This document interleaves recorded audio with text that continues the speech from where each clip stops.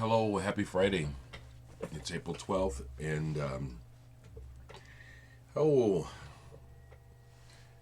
got a few things to share. I'll start off with I'm playing one of the records that Alan gave me, the Albinoni Adagio. In the background, it's nice and low. I do love classical music. Oh, Lord, listen to this.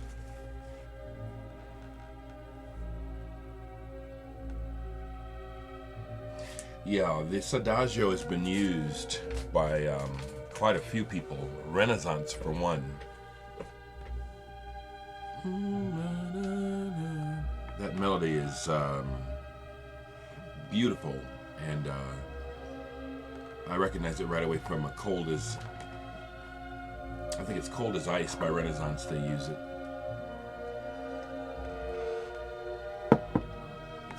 Well, tonight is my first solo show at the Carver.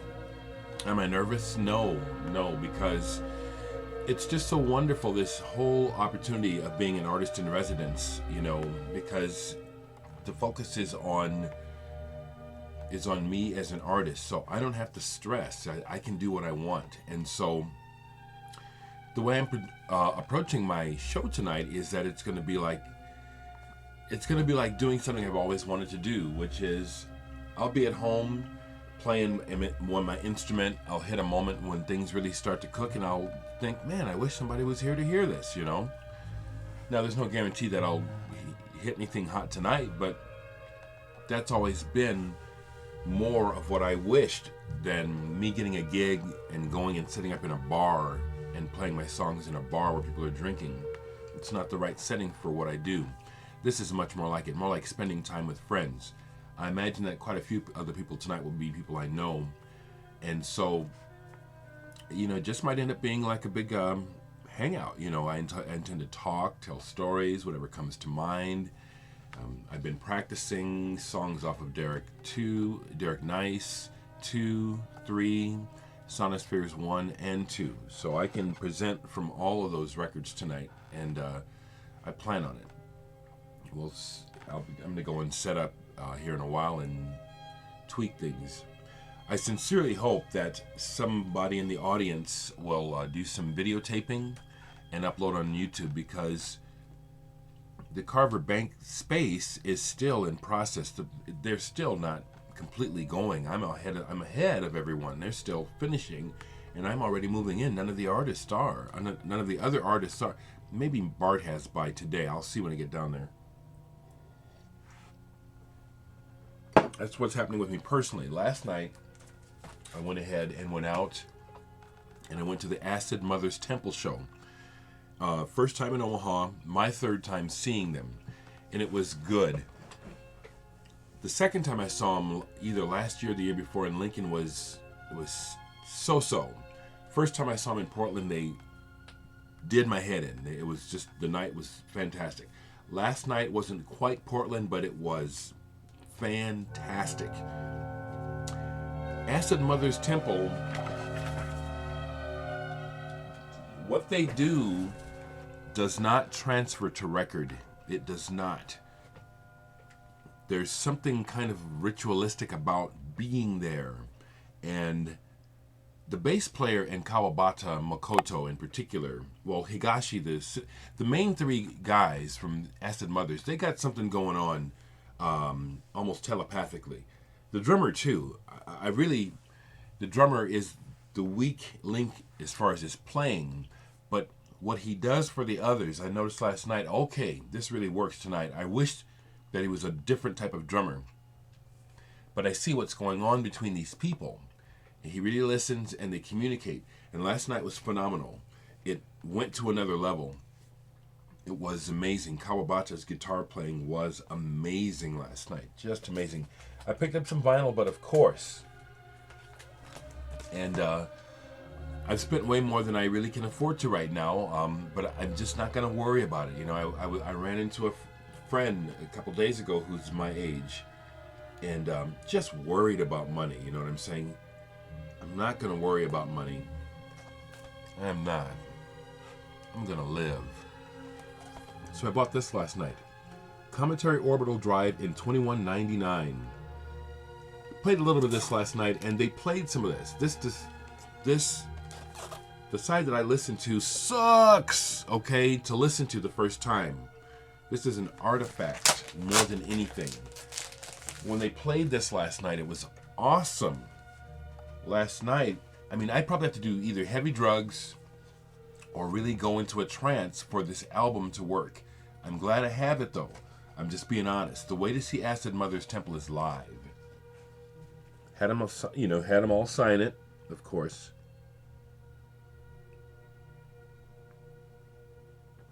Now, I didn't bother to get my picture taken with any of the band last night, and here's why. It was so awesome. Hiroshi and Kalibata Remember Me. That's better than a picture. Kalibata remembers me. Oh, hell yes, you know? Of course, some people would say, well, of course he remembers you, you know?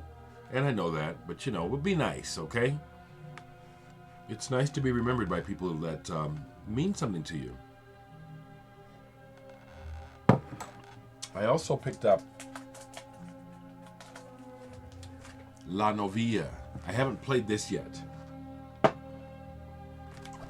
But I picked this up last night at the show.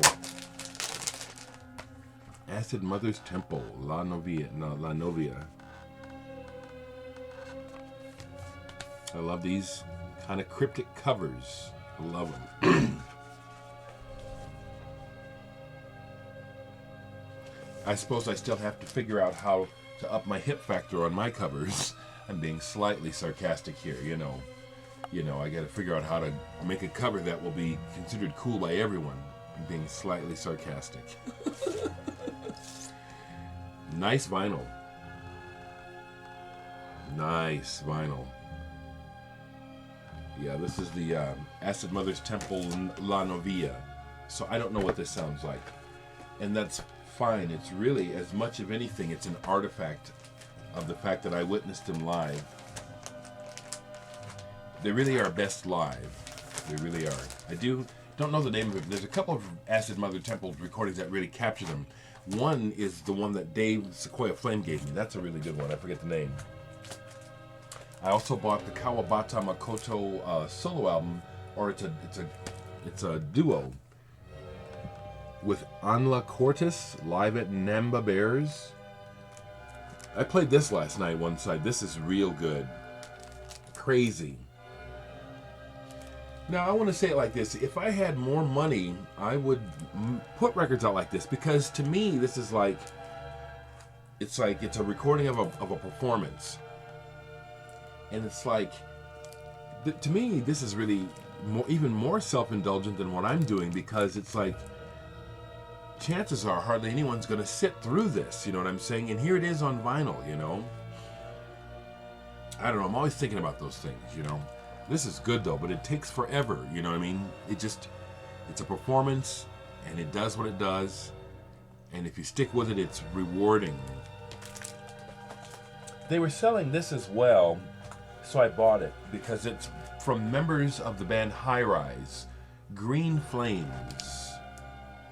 Now, I just played a little bit of this last night, and this is some kind of recording that was probably made and sitting on someone's shelf, and they finally put it out. My first impression is this is terrible, but that's my first impression. But there it was, you know, and so I bought it. But when I played it last night, my first impression is this sucks. Again, I'm always going to be honest. That's my first impression. Members of High Rise. But I'm sure there's something worthwhile on here. And I'm glad to have it, because I like supporting bands. I like buying vinyl at shows. And Acid Mothers are just really the nice people. So I bought those at the show.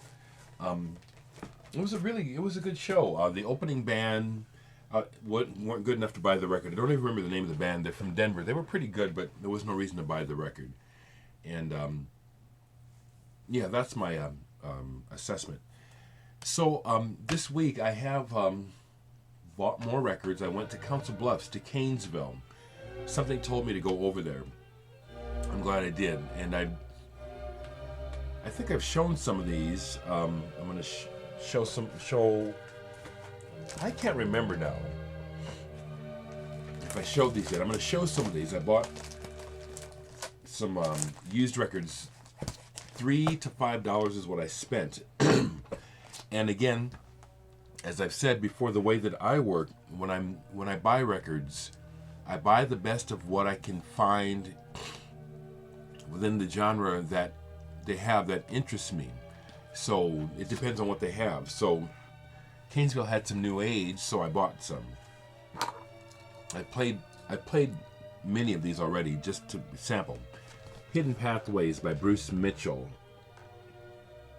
Some of this is extremely on the light side, kind of like breakfast music. And then there's a couple of beautiful melodies on here, which is what I go for. I like the beautiful melodies that go beyond the treacle. You know what I'm saying? I don't like treacle. I like beauty, but I don't like treacly crap. And I think that's what ruined New Age music was, again, the first thing that they do is they take it to market. We want to sell it, and so they take what's good out of it. They always do that with everything. In order to go to the market, you take the good qualities out, and you make it look like they're still there, so you can sell it to idiots. I resent that stuff forever. I resent that shit, I do. Okay, I got records mixed in here. Oh, the other day, this is not the solar plexus from Sweden, but John Coltrane 68 was talking to some guy online about this album, and I said, God damn it, I don't have any solar plexus, and this one is on Inner City. So I went ahead and found it online, and I bought this. Now, I've only played a little bit, and my first impression is not good. That's because I only hit the first song. And that's one thing you have to, I learned about these Inner City records, and some of the jazz that was made at this period was, like I just said, the goal is to sell records. And these musicians are good, but they have to sell records, so they have to usually start the records off with something that's catchy and light. So I only played the first song, which on this, in my ears, is terrible. There must be something good on here. And I'll talk more about that as I go, because I've been finding that to be true. I just keep going. These are some records I was playing I hadn't bought. Show these later. Red Mecca, Cabaret Voltaire. But if you can get past the crap that they think will make the record sell, then you find what's good. This was a find. I guess I haven't shown these in a video. I showed some of these online. That's why I'm feeling a little mixed up. For $3, $3, this was a nice find at Cainesville. Tom Vandergeld, Children at Play. German pressing on the Joppa label, which is basically a sister to ECM. Tom Vandergeld plays vibes and percussion. I've already played both sides of this. This is beautiful. Some of these records just need to be listened to and stop thinking. Stop thinking about what you read and listen. And then all that ECM talk goes out the window. This is some fantastic music. Here's one I took a chance on, and I'm glad I did.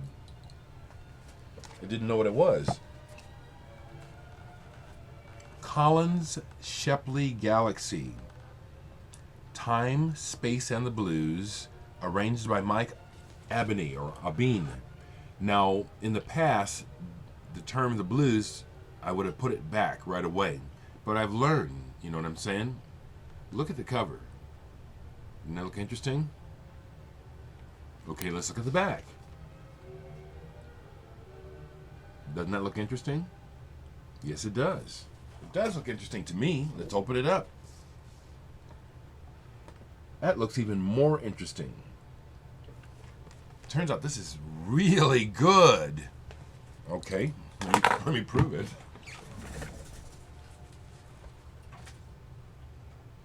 I'm so glad that I'm growing up and maturing, because there was a time when I would have said, oh hell, it's got that word blues on the cover. I'm not buying that. How stupid was that?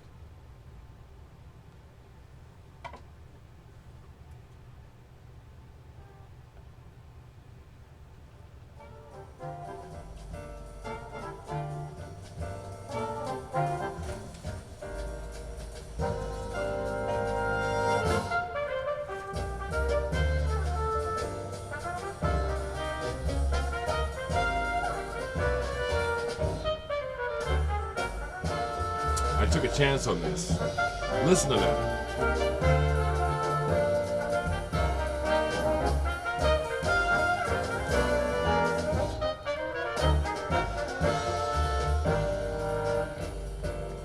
I didn't know. Collins Shepley Galaxy. This is killer.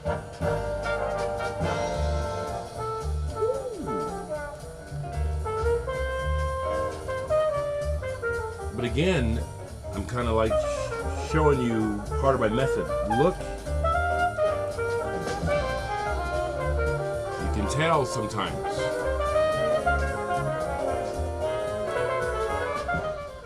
I'll show a few more. I'm not going to show them all. I actually spent over $100, you know. I didn't have this on vinyl, and this is good. Some people diss certain eras of Miles Davis, but I think they weren't listening. Miles Davis, Amla. I never had this on vinyl. Real nice. Now this is what I consider Miles's go-go period. Second Funk, if you watch this, do you have this? Okay, just one more. Let me drop it so you can hear what I'm talking about. This is Miles Davis putting on his go-go shoes.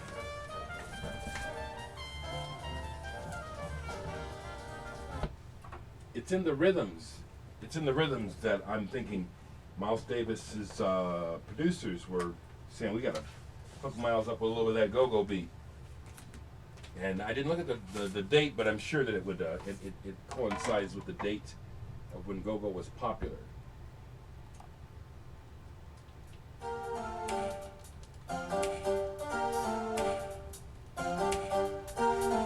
But just listen, even bad Miles is better than good other people.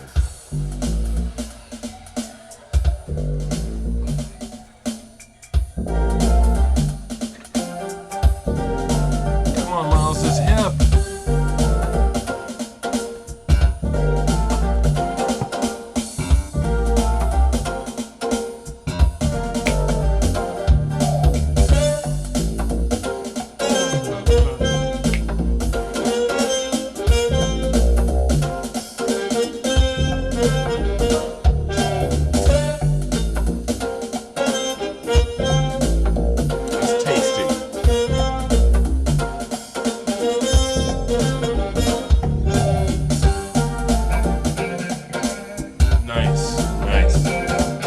$5 for that mother.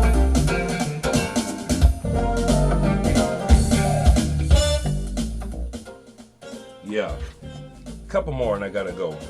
And I'll show some more later. I was real happy to find this. I didn't know it had been released in America. I thought of John Coltrane 68 right away. Arco Iris, Peace Pipes. I didn't know it came out in America on Passport. This is one of those records that's kind of like a grail for me, not so much because the music is so good, but because these type of records from all around the world that I've been looking for, when I find them, you know, it's like, oh yeah, I get to hear it and I got a copy. Arco Iris, Peace Pipes. Okay, it's 18 minutes. I got a lot to do today. I got a bunch more records to show, actually, too. A couple more really good ones. Right. Yeah, I'll show one more. This was a nice find for $5. Gato Barbieri and Dollar Brand, Confluence on Arista Freedom. Once again, if you're interested in jazz, except for a couple of artists, anything on Arista Freedom, buy it. There's just a couple of bands like New York Mary, and there's another band that's kind of wonky on that album, that label. Anyway, I'll talk to you in a minute.